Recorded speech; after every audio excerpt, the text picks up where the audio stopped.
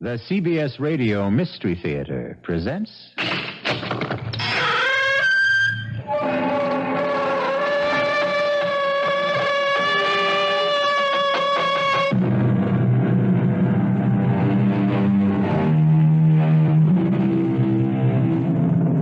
Come in. Welcome. I'm E.G. Marshall. I'm afraid the chairs aren't very comfortable, but that doesn't matter because in just a moment, you'll be sitting on the edge of them. For we'll be bringing you the tale of the thing inside. A strange and potent force sealed up and held in check that cried to be released. And once it was freed, brought terror and death to a whole countryside. Sergeant, what's this all about? Has there been any trouble over at Ezra's place? I guess you could call it trouble, Mrs. Farrar. He was killed last night. He was what? Killed. Murdered.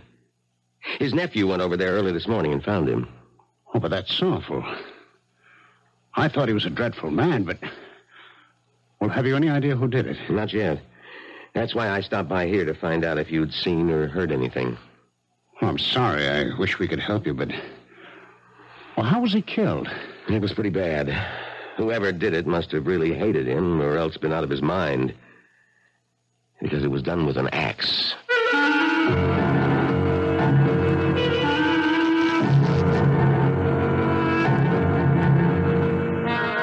Our mystery drama, The Thing Inside, was written especially for the Mystery Theater by Robert Newman and stars Ralph Bell and Bryna Rayburn.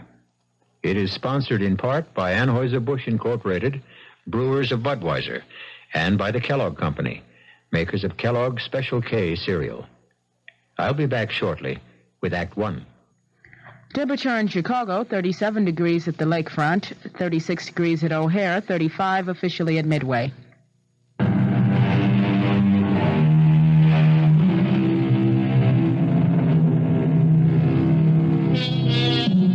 What is evil? Is it abstract or concrete? Does it seek us out or do we seek it?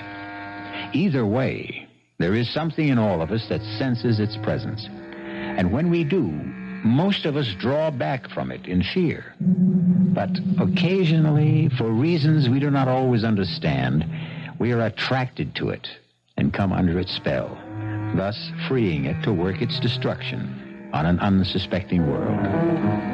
Our story begins as John and Sarah Farrar get out of their car and walk towards a rather shabby and run-down antique shop in a small New England village. It's not much of a place. No. Still, you never know.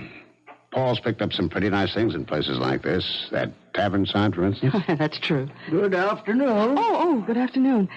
Do you mind if we look around? Nope, not at all. You looking for anything in particular? Oh, no, not really. Possibly some dishes. Do you have any white ironstone? Nope, I'm afraid not. It doesn't matter. Oh, that's a rather nice painting there. A schooner? Yes, it is. Oh, well, do you know anything about it? Nope, except that it's American. Early 19th century. John, look at this. What? Oh, yes. Did you say early 19th century? Yeah. I don't think so. I'd say it wasn't more than 20 years old. A copy of something earlier. Why do you say that? Because of the condition of the canvas and the varnish. You a dealer? No, I'm a painter.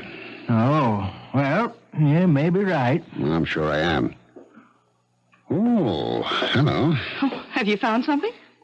Yes.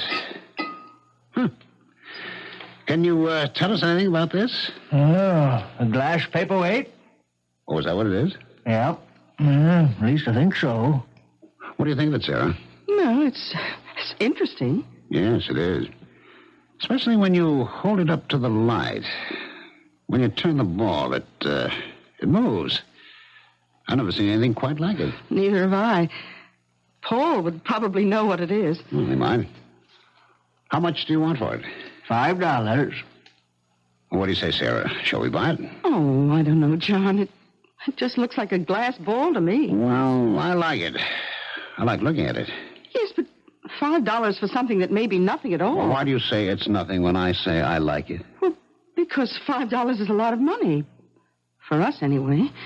You don't have to rub it in. Oh, I'm sorry, darling. I just meant... I know what you meant. If you really want it, you can have it for $3. I do want it. I'll take it. John. I said I'll take it.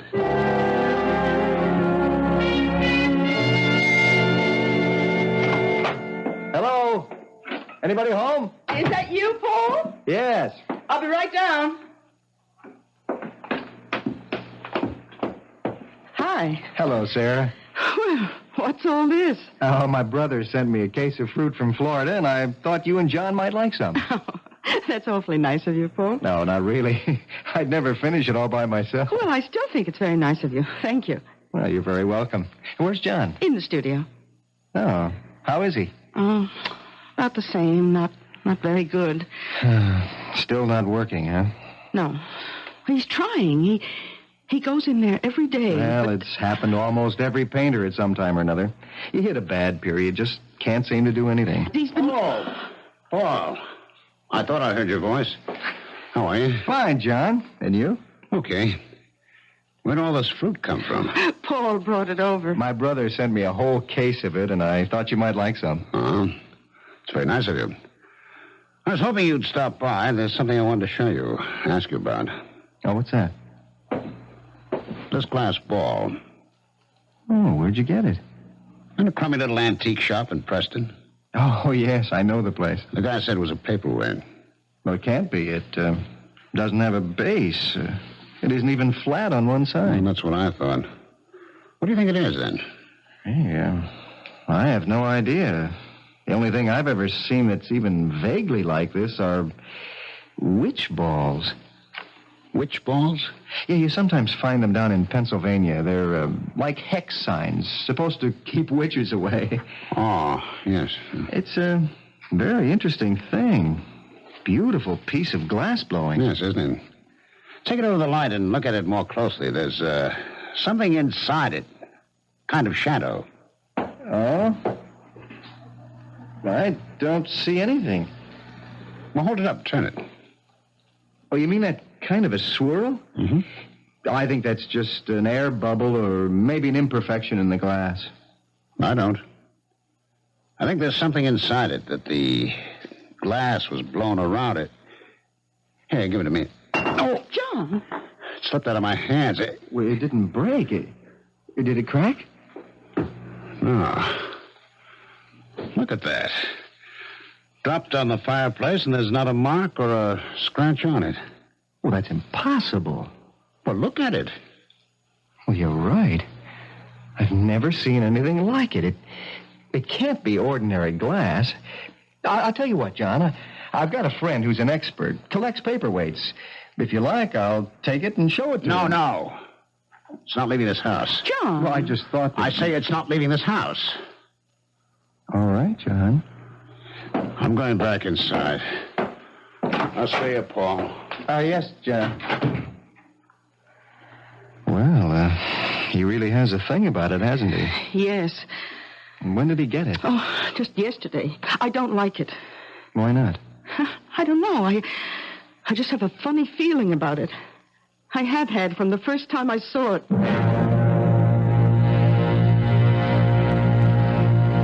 John, can you hear me? What? You can hear me. I know you can. I knew it the first time you picked me up. Because you were the only one who could see me. Yes. You've got to help me. Save me. How? Break the ball and free me. Break? Yes, if you do, you won't be sorry. I'll do things for you. Wonderful things. But how I break it? I dropped it, and it didn't even crack. Fire and water, John. Fire and water. I don't understand. You will. I know you will. I know you'll help me.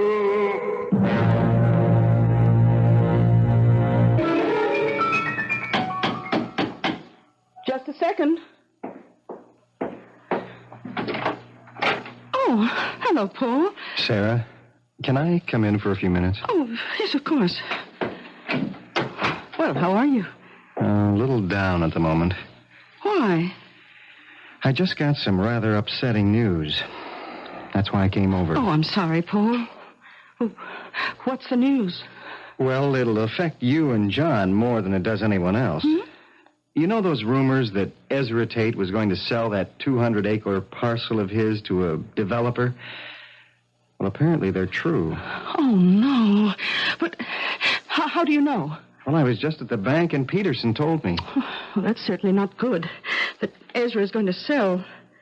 But that doesn't mean that they can go ahead and build there. Well, they'd have to get the approval of the zoning board. Have you forgotten that Harry Walker, the board chairman, is his nephew? Yeah, but he wouldn't dare. You mean you think it really may go through? I'm afraid so. Oh, but that's awful. You know, we bought this place, put every cent we have into it, mostly because of the location and the view, and if the deal does go through, that will be the end of it. I know. And that's not all. But I wouldn't want to go on living here with a development right under our noses, and I don't think anyone else would want to either. Well, I'm afraid you'd take a bad licking if you tried to sell the place. Well, don't say anything about it to John until we really do know what's going to happen. He hates Ezra Tate as it is, and when he hears about this... That's right. He has had a bit of trouble with him, hasn't he? Oh, from the day we moved in here. First about the boundary line, and then about... Sarah, do you... Oh. Paul? Hello. I didn't know you were here. I was just passing by, and I thought I'd drop in. Well, I'm glad you did. As a matter of fact, I was going to call you. Oh, about what? You know that glass ball I showed you yesterday? Yes, of course. If you wanted to break it, really break it, how'd you go about it? Well, why on earth would you want to break it? It's a beautiful thing. Oh, yes, it is. But suppose I did want to break it. I really don't know, John. Can you think of any way it can be done with fire and water? Fire and water? Yes. Well, I suppose if you put it in a fire and got it very hot, or close to its melting point, and then dropped it into cold water, that might do it. Of course. Thanks, Paul. John, wait. You mean you're really going to... Yes. Why? Because I've got to. I got a feeling that if I do break it, can break it. What? Never mind. I'll see you, Paul. Don't look that way, Sarah. I know it doesn't make sense, but after all, there's no harm in it. I'm not so sure about that. Why do you say that? I told you, I had a funny feeling about the thing from the first time I saw it. Well, if he does break it, destroy it, that will be the end of it. I wonder.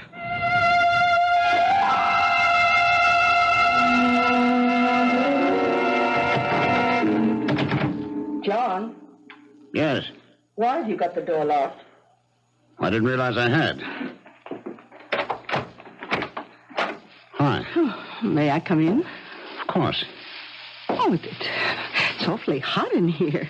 I know, it's the fire. Oh, yes.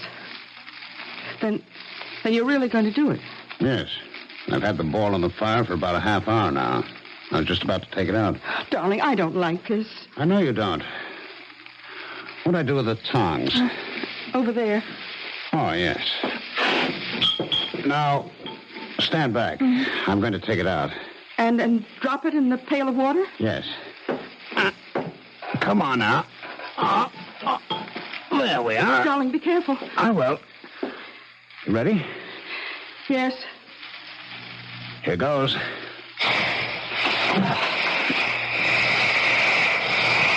Wow. I really think I did it. What happened to the ball? Well, see for yourself. It practically exploded into 100 pieces. Oh, yes. Well, are you satisfied now? Yes. Now, wait a minute. Look at this.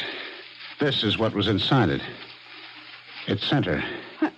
Another ball. A small black one. Yes, but it wasn't black before. Oh, the heat must have turned it black. Oh, what are you going to do with it? Keep it. Why? Just so. Now, stop looking so upset, Sarah. Things are going to be different now. What do you mean? Well, you'll see. Everything's going to be fine. Better than they've ever been before.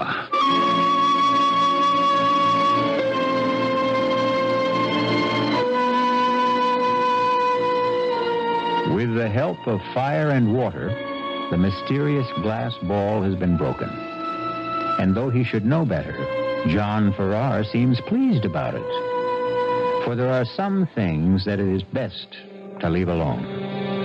Was he right in thinking there was something sealed in the ball? Will it give him the things he wants? And if so, at what cost? We'll find out shortly when I return with Act Two. This time, 10:51.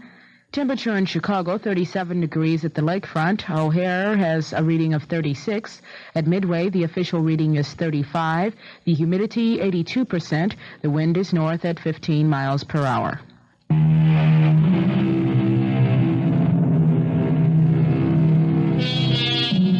Dusk is a time of uncertainty.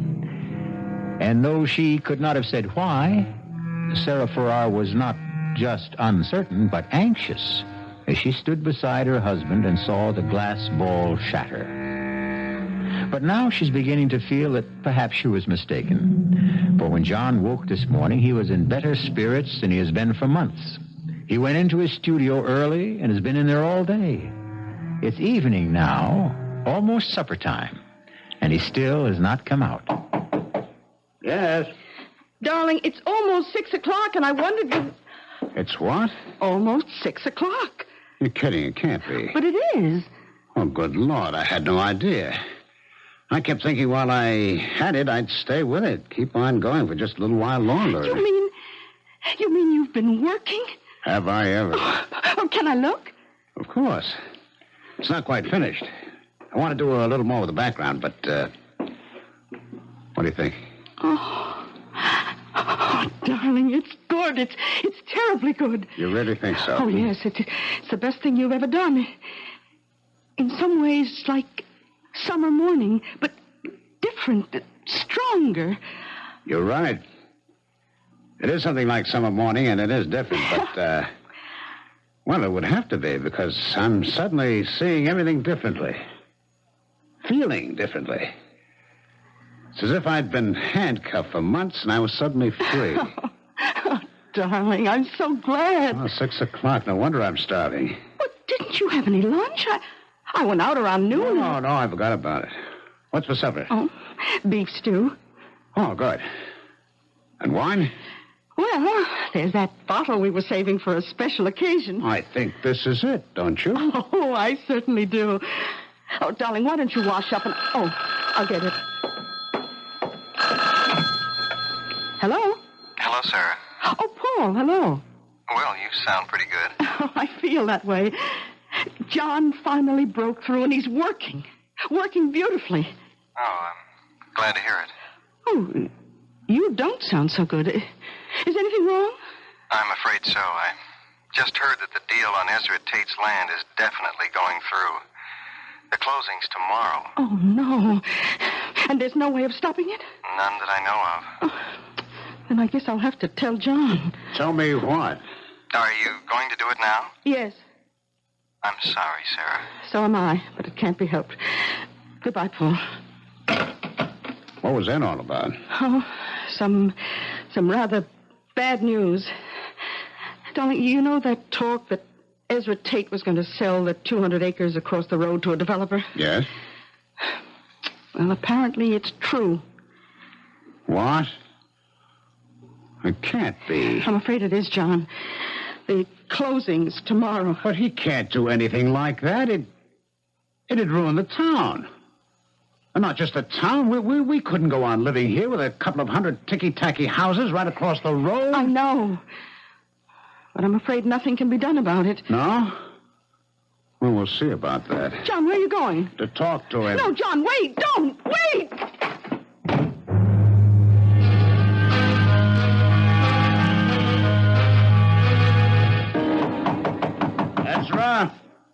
Ezra Tate. Who's that? Who's there? John Farrar. What do you want? I want to talk to you. Well, you can't right now. I'm eating supper. Oh, damn it all, Ezra. It's important. Okay, just a second. Now, what is all this? Is what I heard true? That you're selling the land across the road from us to a developer? It sure is. But you can't do that. Says who? It's my land. I can sell it to anyone I want. Haven't you any feeling at all for anyone else? Don't you realize what it'll do, not just to me, my place, but the whole town? It can't take another couple of hundred people. The deal's set, and that's that. But can't you see? Okay, how much are they offering you for it? Why do you want to know? Because I'll buy it from you. I'll give you a couple of thousand over their price. What? That's really funny. What's funny about it? Yeah, it just is. You haven't got a dime. You owe everyone in town money, and you want to buy... Never mind about that. I'll get it somewhere. Yeah? Where? From your friend Paul Chandler? What's the deal where I get it? I'd like to know, that's all. Just because he's got a thing about your wife, comes around with fruit and groceries for you, I imagine... You keep away from me, Farrar. You think I'd let you in here without precautions? This gun's loaded. Come any closer and I'll let you have a load of bird shots. For 2 cents. 2 cents is just about what you can afford. Now, you get out of here. Okay. But this isn't the end of it, Ezra.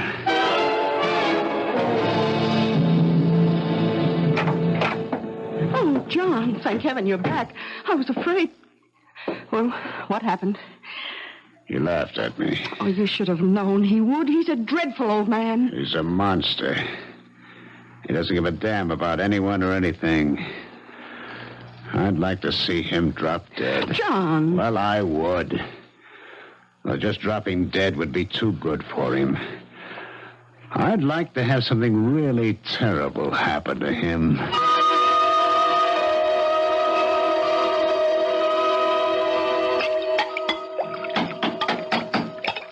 Just a second.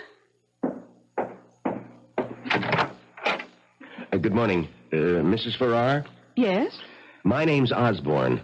Sergeant Osborne, State Police. Oh, how do you do? Is your husband around? Yes, he's in his studio. Could I talk to him for a few minutes? Well, he's working, but I think so. Come in. Thank you.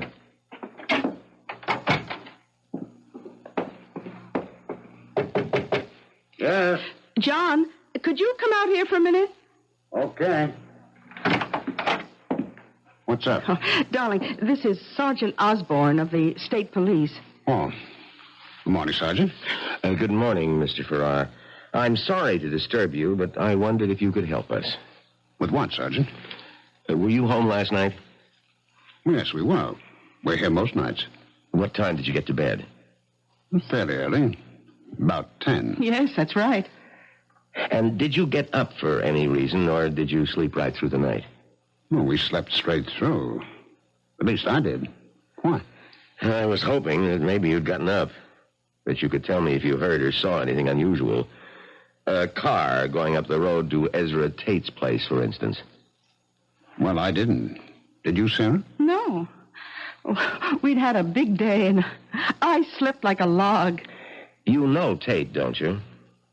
Yeah, we sure do. I take it you don't like him very much. Well, that's the understatement of the year. We've had nothing but trouble with him since we moved up here. Sergeant, what's this all about? Has there been any trouble at his place? I guess you could call it trouble. He was killed last night. He was what? Killed. Murdered. His nephew went over there early this morning and found him. Oh, but that's awful. I thought he was a dreadful man, but... Have you any idea who did it? Not yet. That's why I stopped by here to find out if you'd seen or heard anything. Oh, I'm sorry. I wish we could help you, but... Well, how was he killed? It was pretty bad. Whoever did it must have really hated him or else been out of his mind. Because it was done with an axe.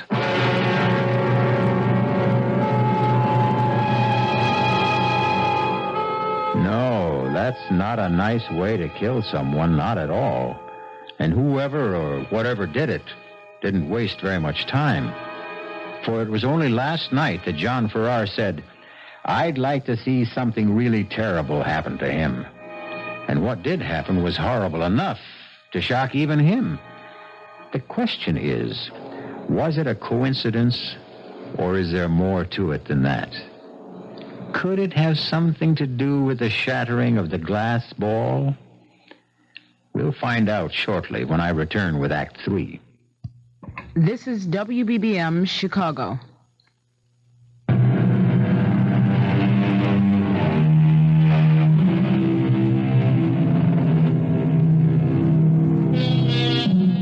There is a finality to death. Even the death of the unloved and unmourned, that we all find sobering, for it reminds us of our own mortality. It's late afternoon now, and Sarah Farrar is in the kitchen of the old farmhouse when a car drives up, stops outside. She goes to the door, opens it. Oh. Hello, Paul. Hello, Sarah. How are you? Well, I've been better. I gather you heard the news then. About Ezra? Yes. Who'd you hear it from? The state police. One of them stopped by this morning. He wanted to know whether John or I had heard or seen anything last night. And had you? No. We were both pretty tired. John had been working like a maniac all day, and we slept right through. I see. How's John? Well, of course he's upset. It's a scary thing when something like that happens so close by, and you don't know who did it or why. But he'll get over it. I hope so. I've been worried about him. Why? Well, he certainly wasn't in very good shape the other day. That whole involvement of his with that glass ball. Oh, that. I was pretty worried about that myself, but... Well, once he broke it and snapped his painting block, it started working. Well, he really feels there was some connection there. Apparently. Well, as long as he's working. I take it he still is. Oh, yes. Yes, he finished one painting. He's already started on another. Oh, good. The reason I stopped by was because I wanted to find out if the two of you were free Friday night. Oh, yes, we are. Then would you come over for dinner? Benson of the Benson Gallery is coming up from New York. And if John is working again, I thought he ought to meet him. Oh, Paul. You really are a very good friend. Oh, come on, Sarah. You know how I feel about you. Both of you. You've had a pretty rough time since you moved up here, and if I've done anything to help... Oh, Paul. Hello. Hi. I didn't hear your car. You been here long? No, just a few minutes. Oh, Paul stopped by to invite us over for dinner Friday night. Benson of the Benson Gallery is going to be there. Oh, that's nice. What do you think of our big local news? Ezra Tate's death? That's pretty shocking. Yes, it is. On the other hand, it did take care of a pretty serious problem for us. Oh, what do you mean? Well, now that he's gone, that's the end of that housing development. I'm afraid it isn't, John. Well, why not? His nephew is his only living relative. He'll inherit everything Ezra had, including his land, and he's already telling people he intends to go through with the deal. What? Well, he can't do that. He's head of the town zoning board. Yes, he is, but he was willing to push the thing through when it meant money in his uncle's pocket. Don't you think he'll be even more anxious to do it when it means money in his own? But that's even worse. Well, a little more direct and obvious, but no worse. And nothing can be done about it? I'm afraid not. The zoning board is his baby. Does just what he says. Well, It would serve him right if the same thing happened to him that happened to Ezra. John, that's a terrible thing to say. Is it? I don't like violence any more than you do, Sarah, but when a man is willing to destroy a whole community out of sheer greed, I say the world's better off without him.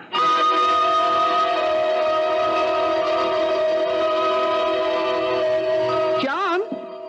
John? Oh, you are in here. Oh, yes, of course I am.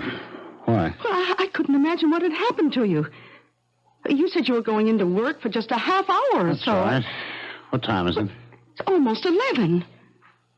It's not. Yes, it is. I must have fallen asleep again. I worked for a while and started feeling tired and sat down here. Well, you've really been at it these last few days.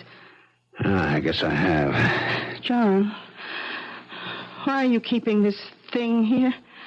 What thing? This black thing that was in the center of the glass ball. I told you I was going to keep it. But why? Because I like it. I like looking at it. What? Was that what you were doing before you fell asleep? Yes. Oh, I wish you wouldn't. I wish you'd get rid of it. Oh, don't be silly, Sarah. The day I found the ball, or rather the day I broke it open, was one of the most important days of my life. Hasn't everything been different since then? Well, if you mean you've been working well, yes, but I... But what? Oh, never mind. Are you coming up to bed now? I guess so. Just let me clean my brushes and put them away. Oh, who on earth is that? I have no idea. I'll get it. Hello? Hello, Sarah. Did I wake you? No, Paul. I was upstairs reading. I just came down to see what was keeping John. Is he there with you? Oh, he's in the studio. Why? Well, I wasn't sure whether I should call or not, but I finally decided I would. Sarah, I've got some more news that's just as shocking as the last. Harry Walker was killed tonight. What? Where? And how? In his home. His wife was out, came back, and found him dead in the kitchen. Oh, no. And they don't know who did it? Not any more than they do who killed Ezra.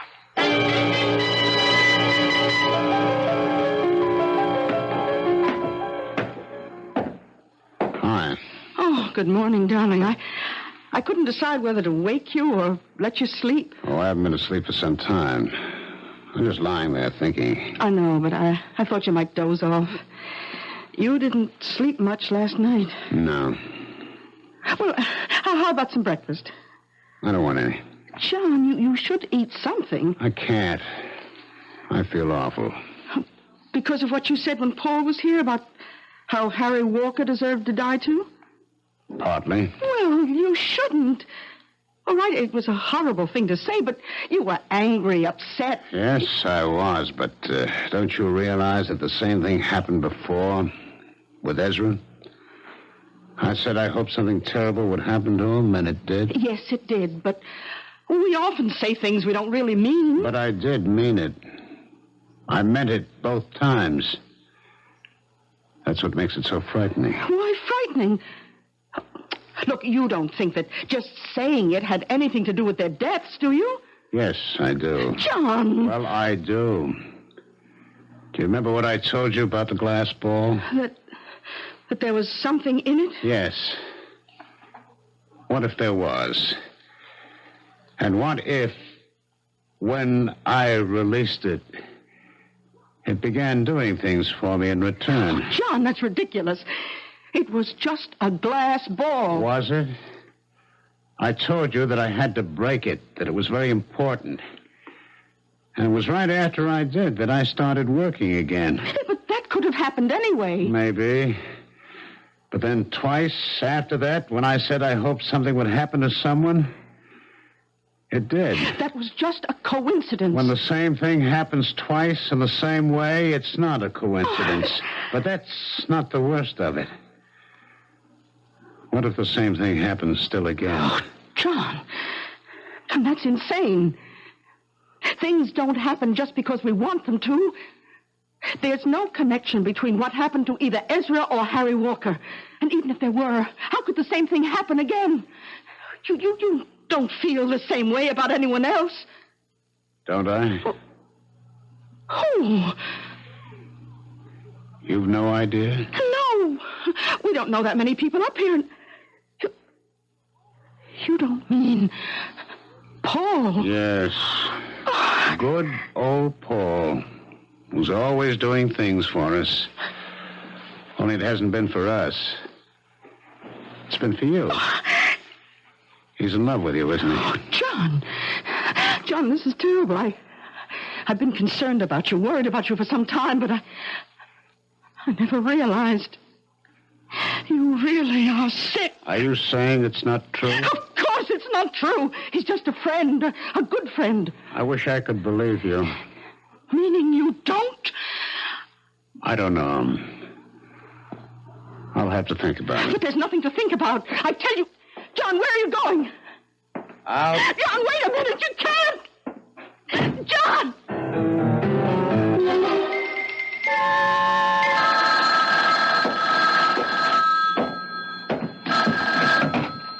Hello? Oh, Paul, it's me again. Any sign of him? No, Sarah. But it's been over 2 hours. Well, you said he didn't take the car. If he walked, it would take him some time to get over here. Not this long, Paul. I'm scared. I told you what he said. I know, but I don't think there's anything to be concerned about. The longer he has to think about, the more chance there is that he'll realize it's ridiculous. But suppose it's just the opposite. Suppose Now, don't do that, Sarah. I'm not worried.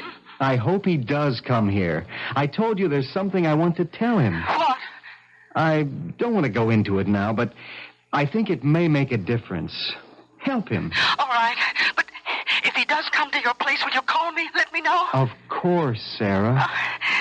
Thank you, Paul.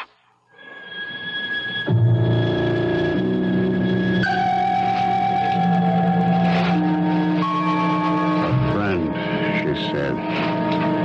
Just a good friend. Can I believe her? He's been there all the time, whenever we needed him. No, not just when we needed him. Whenever he could do anything to help. Why? There's only one way to find out.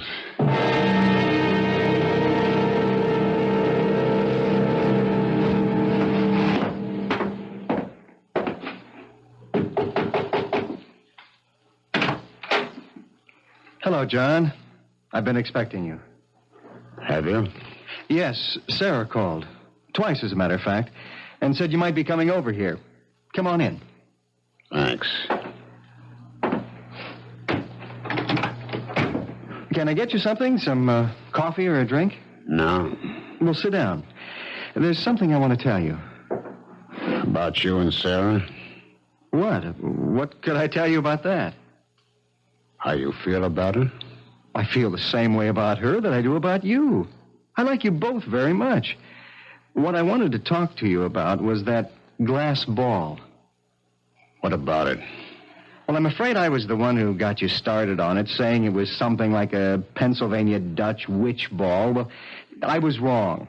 There was nothing strange or mysterious about it. It wasn't even old.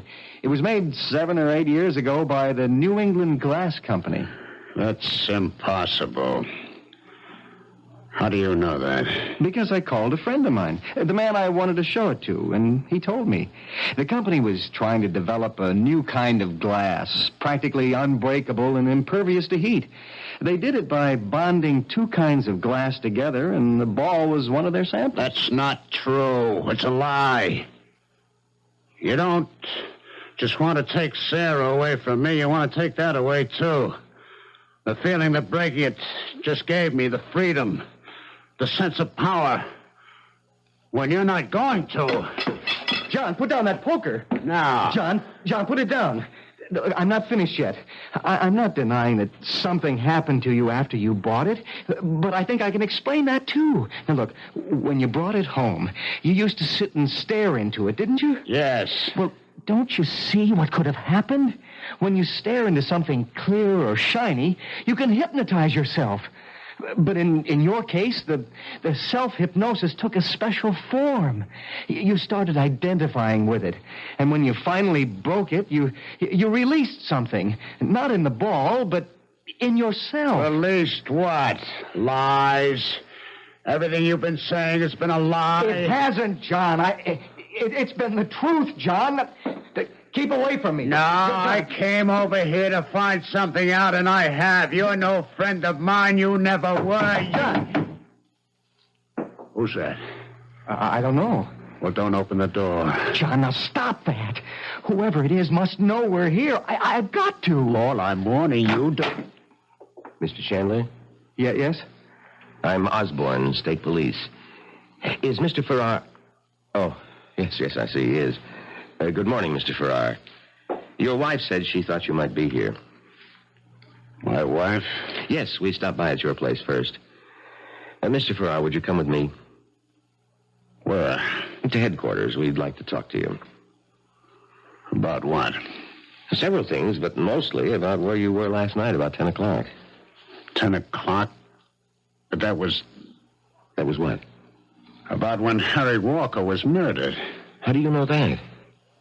Because Paul called us shortly after that and told us.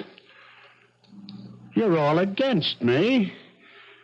Not just my wife and Paul, but everyone. Plotting against me. No one's against you, Mr. Farrar, and we're certainly not plotting against you. We just want to talk to you and... No! Farrar, stop! Come back here, Farrar! Aren't you going after him? Oh, we'll catch up to him. I have another car and 2 more men out on the road there, just around the curve. Why did you want to talk to him? Well, someone saw him leaving Harry Walker's house last night, shortly before Mrs. Walker came home. Oh. We just got a general description. Weren't sure who it was at first, but... Farrar, look out! That truck! John! Oh, good Lord.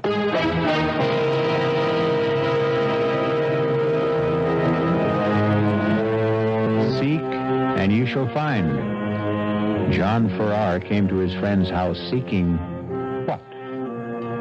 The truth, he tried to tell himself. But the truth was exactly what he did not want to hear.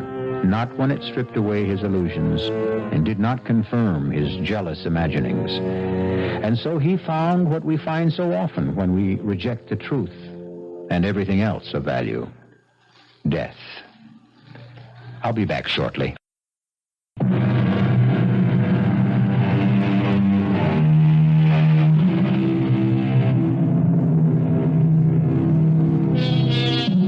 Now we see through a glass darkly, says the Bible. That was what John Farrar was doing, seeing something in the strange glass ball that wasn't there. But he wasn't completely wrong. At least it wasn't all imaginary. For as his friend Paul said, there was a thing inside. Not inside the glass ball, but inside John himself that never should have been tampered with. Our cast included Ralph Bell, Bryna Rayburn, Bob Caliban, and Leon Janney. The entire production was under the direction of Hyman Brown. And now, a preview of our next tale. Here, Dolly, take a pill. Oh, thank you, darling. And now go back to sleep. Well, I had to reset the alarm. You're so good to me, George. There it is. I've set it for 4. Good night, darling. Good night. I turned to look at her. Her eyes were closed. She was only 28, but her face was lined, and she looked old. Old. Where was the pert, vivacious Margaret who only a few months before had been bursting with life? Wasn't she as good or as bad as dead already? Wasn't it a mercy to end her suffering? Suppose I would somehow forget to give her the next pill. What would I be ending? Radio Mystery Theater was sponsored in part by the Kellogg Company, makers of Kellogg's Special K cereal, and by Anheuser-Busch Incorporated, brewers of Budweiser. This is E.G. Marshall inviting you to return to our Mystery Theater for another adventure in the macabre. Until next time, pleasant dreams.